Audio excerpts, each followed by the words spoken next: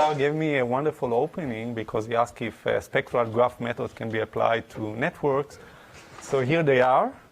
And it's interesting that this has been a recurring theme in this workshop. This must be like, I don't know, the 5th or 6th talk about network propagation or other types of sort of extracting information from a network in a global manner.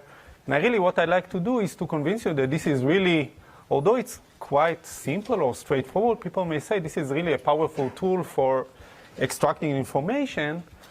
Sorry, I should probably tune it here. And the type of problems I'm going to look at are what we call guilt by association. And again, it ties to the previous talk, where we have some partial information on a process we are interested in. In the case of this talk, it's going to be about disease, but it could be, for example, in function prediction, it could be about a specific function. And really, our goal is to try to enrich this information. So to score the remaining genes for the relation to this process or disease in question. And of course, you can think about very immediate methods that people have been using a lot for achieving these goals. So for example, you can simply, for every protein, count how many interactions does it have to the known protein. So this is what is called the neighborhood counting method, or the majority method. You can compute the average distance of a protein to the known proteins. You can even go and compute a hypergeometric p-value. But all these methods have this caveat that they are local. So they look at the local neighborhood of a protein. And we and others have found out that you have much more power if you try to look globally at the network. And so network propagation, I won't give a lot of introduction because so much has been told about it. But let me just give you a visual overview of how it works. So you have some prior information, and then you also have the protein interaction network. And now you do the following iterative process. Each iteration, you pump information or flow from this prior to the nodes, and in parallel, every node pumps flow to its neighboring nodes. And you let this process converge, and when it converges, you're assured that the score that you are giving to a node is a sum of two terms that reflect two very desirable properties. One is that the score is smooth over the network, so it means that the score of a node is more or less the average of the score of its neighbors. And on the other hand, it also accounts for your prior information. And there is this delicate parameter that we'll talk about that balances how much you believe the network versus how much you believe your prior information. And so propagation has been used a lot in network biology. Over the past few days, I learned a few references I even didn't know. So in function prediction, we heard the talk by Lenore. In gene disease association, in pathway disease association, so the hotnet, etc. In disease stratification, and I probably missed a bunch of other references. And so what I'd like to tell you about today are two stories recently from my lab that have to do with using network propagation to understand disease. The first one will be about finding driver genes in cancer, and the second one will be about finding disease modules in general for any disease.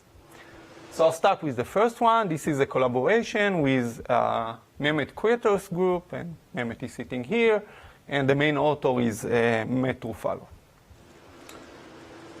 And so the motivation for this work, and again, Ben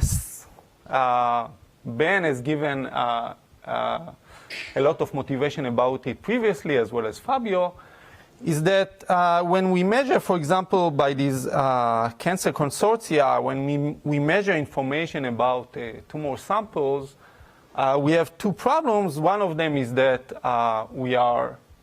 whatever we are measuring is only a very partial picture of what is going on, and they mentioned this long tail problem.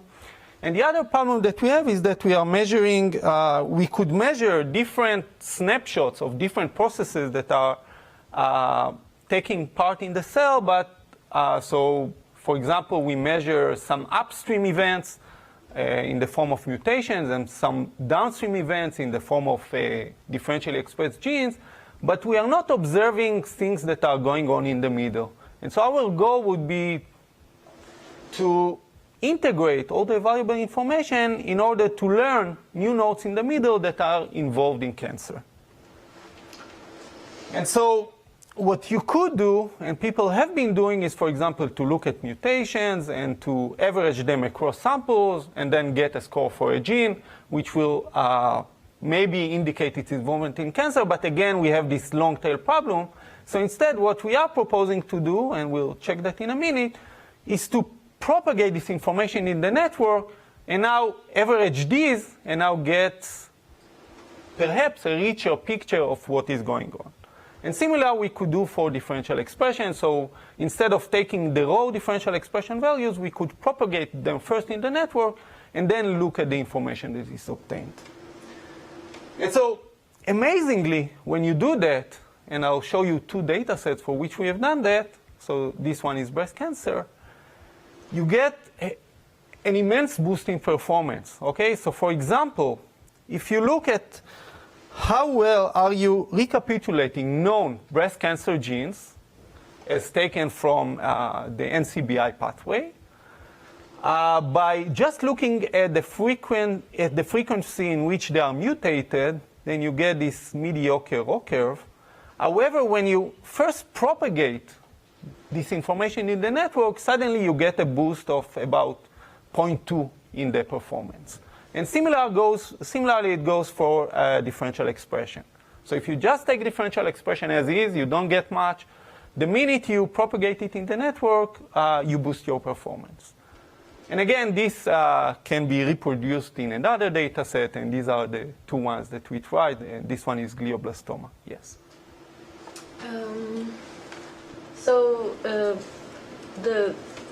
In terms of cancer gene discovery, some of the genes were discovered using networks. So by propagation on networks as well. So So of course, it's very hard to handle these biases.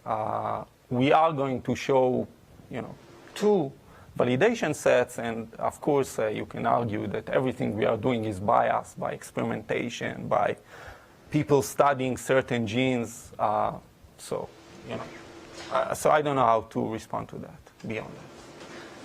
Since you were interrupted, just one quick question. So mutations are sparse, so propagation has a good rationale. For differential expression, are you talking about propagating some sort of p-value or something that's discrete? Because expression is continuous and measured for. So it's a good question. So in this work, what we did was simply for every sample, simply record whether a gene was differentially expressed or not. Okay. So this is binary, and then you propagate those, and same goes for mutations. We're done. So mutation frequency, sorry, is just the number of mutations, or is it length corrected, or? So as far as I remember, we simply took the frequency as is. We did not correct for anything. And you don't care about co-occurrence of mutations? Not in this work. No, not yet. So. Okay, what's the network exactly? What are the What's the network? Mehmet, do you remember which network we used? It was CPI. Oh, so we used HIPI, so this is like 100. Scored by using all different types of. Yeah, so it's 150,000 interactions, and it was called by our collaborators. I will mention them in the second work, and based on the experimentation. So, to continue, so now the idea should be very, very clear to you. We take the raw data, binary. We propagate it in the network. So for every sample, we simply propagate the mutation or the gene expression data. And now we have propagated matrices. And from these propagated matrices, we now would like to find features that will help us predict new cancer genes. Okay, so what could these features be? They could simply talk, as people have done in the past, about the frequency of the mutation. They could talk about the frequency, about the mean score of the propagation. They could talk about the variance. They could talk about the correlation between gene expression propagation and mutation propagation. And they could talk about the minimum propagation value that we get from those two, or the maximum. Okay, so these are the kinds of features. And when we apply those features, so we now learn, so we train a logistic regression. We either do feature selection or we don't. And when we apply this classifier, these are the raw curves that we get. So first of all, with respect to the known pathway, so this is the NCBI pathway. For glioblastoma, we took the KEGG pathway.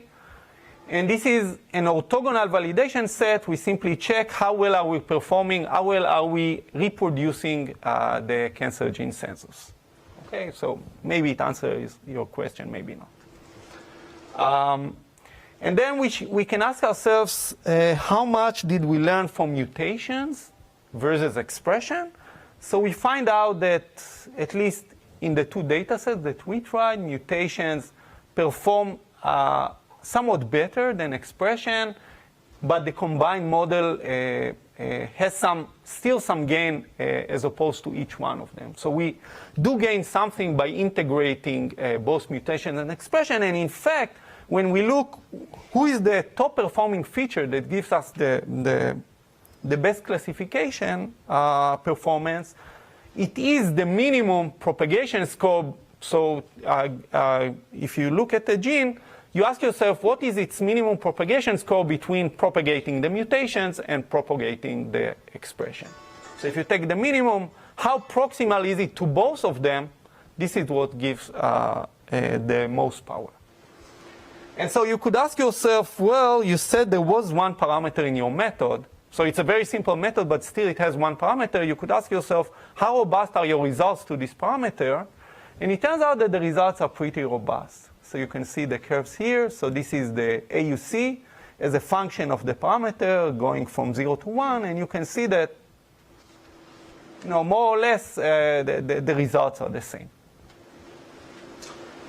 And now, the last thing that we did in this story, we wanted to see beyond anecdotal examples where we go in the literature and look at the genes that we predict, are they really known to be involved in cancer or not? We wanted to see whether we could use those genes to see some significant change in survival between patients that have mutations or differential expression in these genes versus patients that don't. So what you see here are the p-values or the minus log p-values of the log-rank test, both for mutation, which appears here in red, and for gene expression, which appears in blue. And what you see are the top 25 genes that were ranked by our classifier and were not included in the respective known pathways. And it's actually, as I guess Anna just asked, it's actually quite arbitrary, those pathways, and of course the knowledge keeps evolving. So for example, when you look at these 25 genes, immediately you observe this GREB2 here, which is both significant and is very well known to be involved in MET-induced breast cancer. So I don't know why it was not included in the NCBI dataset, but nevertheless, it's quite reassuring to see that the method picked it up. Yes? Comment on what data this is? Is it TCGA and how many samples? TCGA. How many samples? I don't know, hundreds? I don't remember the exact number. Maybe 300 here and 500 here, or 900 here, I'm not sure. It keeps changing, and the question, I guess, is at which point did you do it? 2014. We downloaded the data in 2014. Standard-ish, okay. Yes. The fact that with the parameter, the things don't change, but is it like crazy? I mean, surprising. Does it not matter at all? Well, which is reliable propagation or the it's a good question. You do see some rise in the beginning, but yeah, I agree. I guess that. So we didn't start at 0, of course. We do some propagation. I guess that it only tells you that the minute you put some of the network inside, you already see a boost in performance. I cannot comment beyond that. What is the parameter alpha? What was it? Yeah, it just it's a balance between the prior knowledge that you use sorry. It's a balance between the prior knowledge that you use and the network and the smoothness of the network. Let me try to go back. Maybe it wasn't here. So here is the parameter, okay? But it doesn't fit your comparison of the AUC curves, right, where you see these differences. Right, but when I see these differences, it's when not doing propagation at all, right? When taking the frequency values as they are. Once you do some propagation, then obviously you immediately. But that's not the extreme point of alpha. Oh, but I didn't have the extreme point, so we never used the value of 0, right? So the curve start at 0 point something. Okay. Yeah, so to summarize this part, what I try to show you is that propagation can help you to enrich your information, to extend your information beyond the limited prior knowledge. And also for this specific application, we do see some boost in performance when integrating both types of information. Usually in most works that I know of, people have been looking at mutations. We do think that gene expression can also inform the prediction process. And so let me now switch gears to the other work. Yes? Before you switch to the other work, in the top 25 genes that you report, do you see genes that are not mutated nor differentially expressed? At all. At all, yeah. I don't think we looked at it, so I don't know the answer. The integration that you just mentioned. Oh, but if you already stopped me, let me take a look. Actually, I do have so just by the fact that there is some p-value here, I guess that all of them had some mutation or gene expression in one of the samples. Yes. Can you be a little bit more specific about the integration, because you talked about? Yeah. So you have we have overall something like 13 features. So about half of them come from expression, or sorry, maybe 1/3 come from expression, 1/3 come from mutation, and 1/3 come from the correlation between the two. And we do see that when we use mutation features only or expression features only, we see some performance. When we use both, it goes a bit higher. For the survival analysis, where and not for the survival, for the raw curves, right? So this was here. This was this part, right? So these are mutations only. This is expression only, and these are both. And your integration then is just the minimum. No, the integration is the classifier is doing the integration, right? It depends whether you apply. Okay, sorry about that. Yeah. I was If doing you go that. back to this one, because how much you know is by integration and how much? I just hope the chair counts it on the Q&A. You are getting 15 more minutes, don't worry about it. because if you can prejudice to this, so you show us these bars and say that both are previous one, both are better, previous one, this one, that combining them is better. But what if I did prediction one separately, prediction other separately, and use expression separately, and because expression will pick some of the genes, mutation will pick some other genes. Can present some from those independently versus combine them together. Right, but at the end, you have to give one score for a gene so that you can draw a raw curve. The best way I know of doing that is to apply a classifier, right? The classifier weighs them for you, right? So this is exactly what we did. Then I'm surprised that it didn't have more. Yeah. But, you know, remember that we are already in the 0.8 regime or the 0.9 regime, so how much more can it go? Okay. Let me ask this again. This is a question that I asked during our discussion panel. So you start, the signal is the frequency of a particular mutation in this cohort. Right, we take, per sample, we simply take a binary signal, whether it was mutated or not. I see, so you're doing it per patient. Right, we do let me go back and show. since I got this promise of 15 more minutes, you know. What was it? Or something is, oh, this one, right. So what we do is, per sample, we propagate in the network, and now we have per sample the propagated matrix, okay? So these are rows, each one is a sample, and same goes here. So we do a very simple operation, right? We take the raw data, we propagate it in the network, now we have new vectors, and now we operate on those. So this propagation, what is the mechanism? Just state by state? It's random walk with restart. We had these very, very long discussions about what is the difference between propagation, diffusion, random walks. Everything is the same. So, you know, actually, I must confess, you know, yesterday when I set to prepare for this talk, I thought maybe I should, in the title, simply use a smaller font for the word propagation, because it's not really about propagation. It's about some automatic way of taking into account the entire network when making your predictions. Right, and you know, I call it network propagation, you can call it diffusion. Actually, you called it reverse engineering, maybe, I don't know. So, Rudy, I will make 2 points. One, I will answer Fabio's question.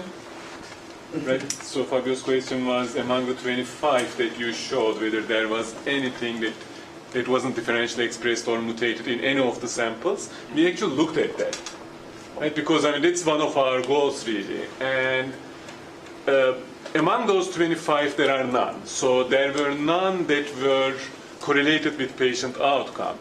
But we looked at the top 10 that weren't differentially expressed or mutated in any of the samples but were scored high. That's correct. Method. And among those 10, 9 of them had some relationship to some cancer. Okay. So that was, I mean, it was a kind of weak validation, but I think it was an important validation. And then, may I also tell what I understand is the difference between network propagation versus random walk with restarts? I mean, between these two are very similar, right, in diffusion models. Network propagation is normalized according to both the incoming and outgoing flow, whereas random walk with restarts only normalizes according to outgoing. So network propagation is a little more robust to degree bias. So random walk with restarts is usually, it tends to score the hubs more than it should. Network propagation corrects it for that to a certain extent. That's what I understand. I mean, you can change random walk. This is for discussion. No, Sharan is stopping. Okay. So, switching gears to the second work. So the second work is about finding disease modules, again using network propagation. And this is joint with my longtime collaborator, Erich Wanker, who's actually the advisor of Uli, who spoke earlier today, and Konrad Klockmeyer from his lab in Berlin. And so we know that many diseases are actually the result not from the dysregulation of a single gene, but rather from the dysregulation of complexes. For some reason, there are not a whole lot of methods that try to infer those disease modules or complexes. Rather, people have been mainly focusing on prioritizing single genes. However, we have previously worked out this method that is called PRINCE to identify disease-related complexes. And maybe you can think of using HotNet2 or HotNet as a way of getting both complexes and pathways, or let's simply call them disease modules, for diseases. Although HotNet2 was designed specifically for cancer, you'll see that here we try to adapt it to the setting that we've been using. So both these methods, what essentially they do, they start with a protein-protein interaction network and with known disease-causing proteins. Then they propagate this information of disease-causing proteins in the network. They pick some threshold. This threshold lets them zoom in on the regions of the network that are interesting for the disease. And once you zoom in on these regions of the network, you try to use your clustering method, your favorite clustering method, in order to find really complexes or clusters. In HotNet 2, it's strongly connected components. In Prince, it is something that will be very similar to what I will show next, finding dense complexes.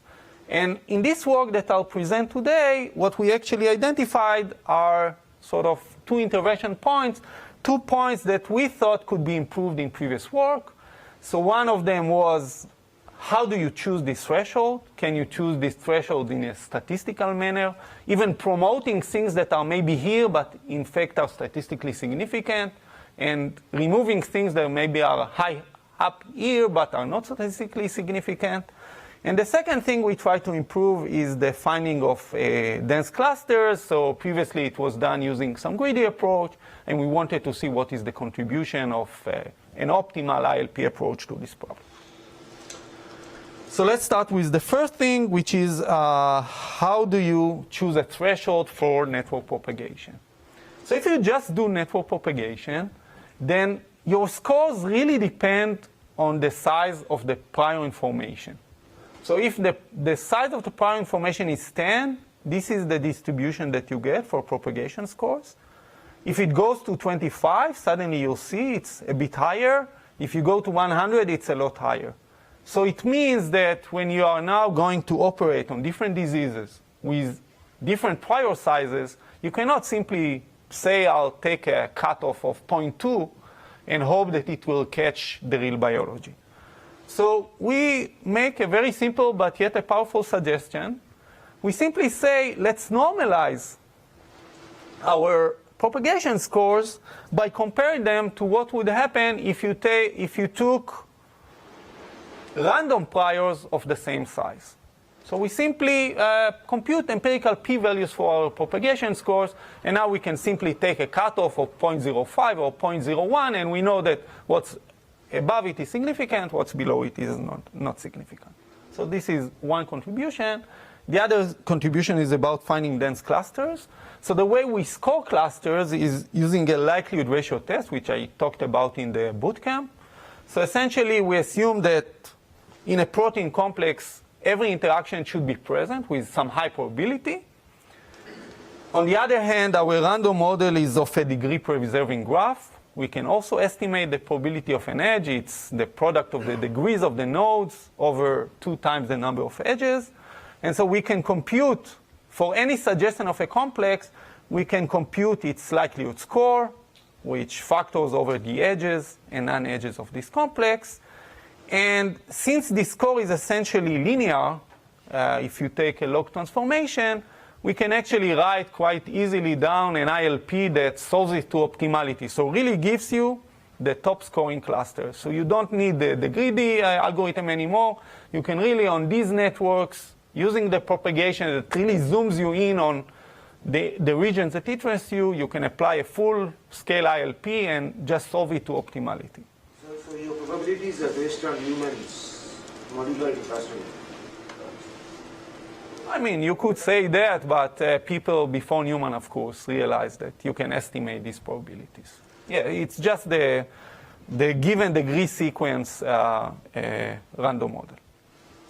Okay, so the data sets we applied the algorithm to it are as follows. So first of all, we took disease associations from 3 databases. So we had about 8,000 associations for 100 diseases. And again, we used the HIPI network from Erich Wanker. And so to evaluate how we are doing, we simply applied each one of the methods. So we had our new method, the old Prince, and HotNet 2. And we adapted HotNet 2 to this scenario. If you're interested in the Q&A, I could say something about it. We simply checked how enriched were our predictions with known complexes in the databases. So we use the protein complexes from the gene ontology and from the Quorum database. And so what you see here in these plots are the number of clusters each method predicted, and what percent of these clusters were actually enriched. So for our method, let me read from the screen. For our method, it was about 50%. For Prince, it was about 36%. And for Hotnet, it was about 30%. Okay, and you can see that, and the number of predictions varies a bit, but all of them are in the hundreds. So now, to further validate the predictions, what we could do, we could use information that we didn't use in our priors, because it was considered less reliable from the diseases database. We didn't use text mining associations and experimental associations, so we could use these associations in order to again see whether the genes we were predicting for a given disease as part of the complexes were actually known to be related to this disease.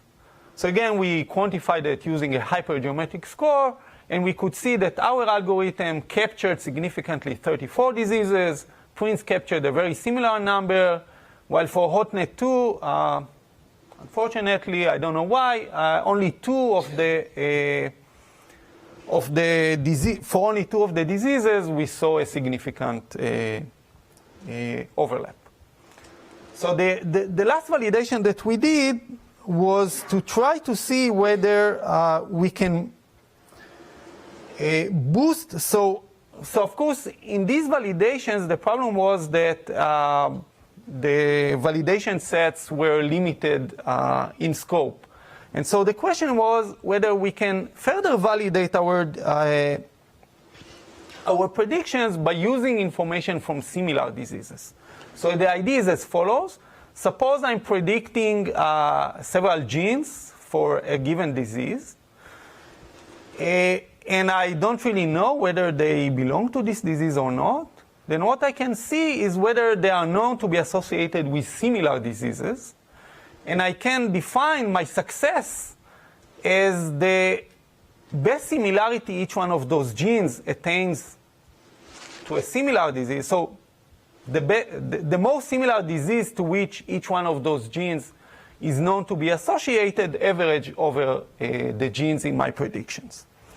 And so we get a distributions of scores for all diseases, and we can again compare this distribution over the three methods. And what we see again is that the performance of Prince and our new method are relatively similar, but significantly higher than the performance of Hotnet 2, and it could be related also to the previous validation. And so just to end this story with one specific example, here is a cluster that we predicted for epilepsy. This is the top predicted cluster. In this case, we had 97 prior genes, and these appear as diamonds. So in this specific complex that we predicted, 3 genes were known, and then 4 were predicted. Interestingly, out of these 4, 3 are calmodulin coding genes, and 1 is another gene. And it turned out from the literature that for both predictions, the calmodulin and the KCNQ5, both predictions were supported by the literature. And so to summarize this part, I try to show you that propagation can be successfully used to zoom in on interesting regions in the network that are related to disease. I've shown you that the resulting clustering problem can be actually solved to optimality using integer linear programming. And let me just end by saying that one thing we didn't use in this prediction algorithm is the fact that we can pull information from similar diseases in order to enrich our knowledge about the disease we are trying to predict. So we just submitted a paper which tries to harness this information and, in fact, to predict simultaneously for all diseases their modules in a way that will maximize the correlation between the predictions and what we know about the similarity of these diseases. So with that, I'll end. This is my group. These are my collaborators that I already mentioned. And for those of you who never tried and are interested, and Uli is a living proof for that, we do have a Cytoscape plugin, which is called Propagate, which you can download from the Cytoscape App Store and simply try it in your favorite application. Thank you.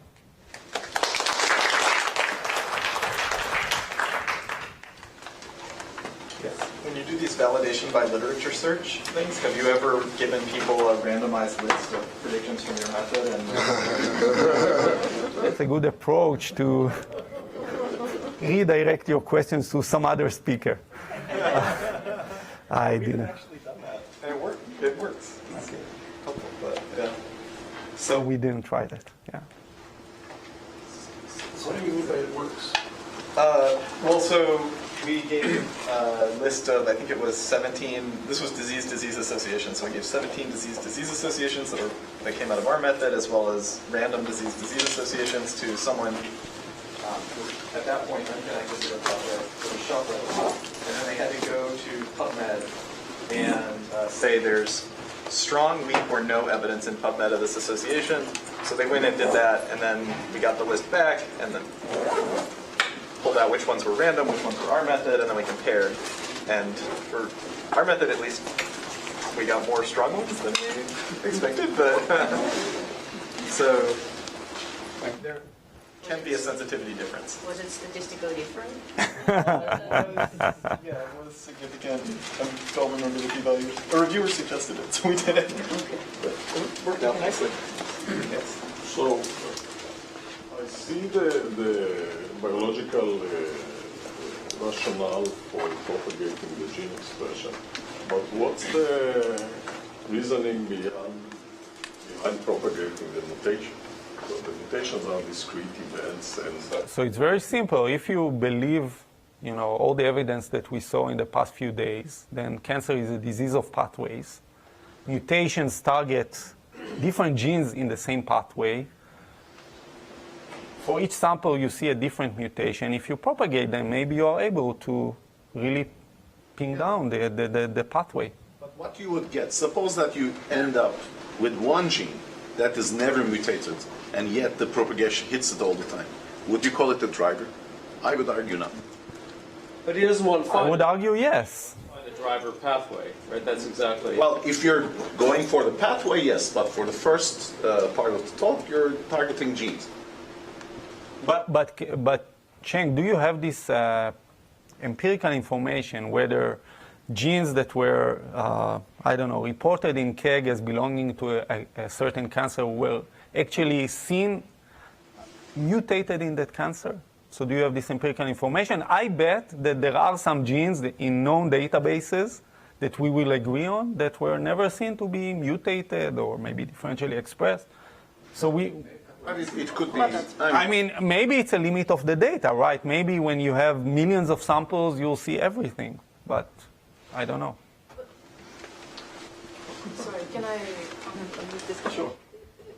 The question is, if you can converge on a gene which has never been observed as mutated in a patient or significantly differentially expressed in a patient, I would argue it's a property of an algorithm that has identified it, or it's not. What it means to me is that there is no evidence in the patients that have been seen that this is actually. So let me comment also about that. Of course, if you saw in one sample that a gene was mutated or differentially expressed, you will never call it a driver gene, right? So we talked a lot about this long tail problem. So what I'm saying is that network propagation can help you to boost this signal.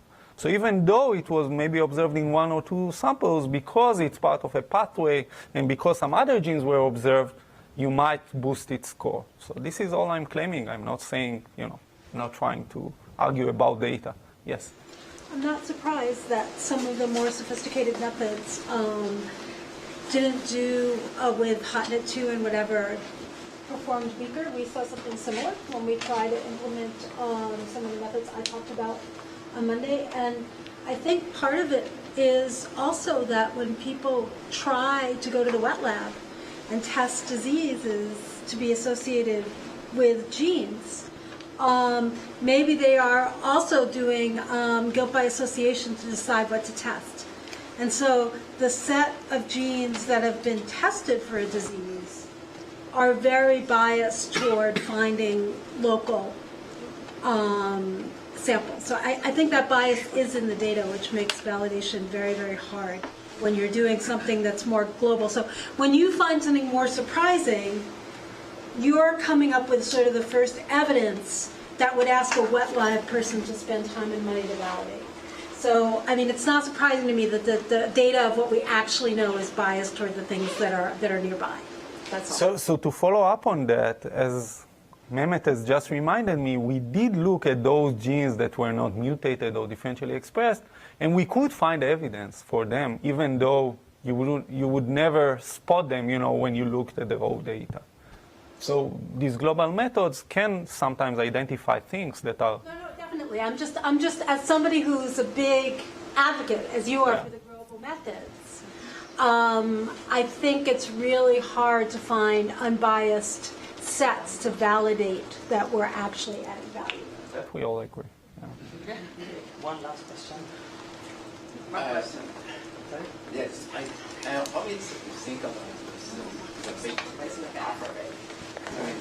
Here you show that some kind of stable or something. I mean, my basic feeling is this is really data dependent. To me, the alpha value is it's if the, let's say, the gene expression data, the differentially expressed gene, and if the gene expression is quite noisy, the network probably weight should be higher, and we don't believe the individual one. And so I have been struggling on those how best we can choose this alpha, although in your data. Actually, and this is what I'm trying to look, but I don't know if I'll find that. Actually, our experience has been different, so at least in the range of, let's see where my paper is. That's what my experience is. I don't know, I cannot see it now, but at least in the original Prince paper where we first used this network propagation method, we also worked quite hard at looking into how stable the results were to the alpha parameter. And there, we saw that at least from the range from 0.5 to 0.9, the results were basically the same. So whenever you introduce enough of the network, so at least that has been our. I don't use that. And I invite you. We thought that we might try to to take all these approaches, and I know that you wrote a survey about them.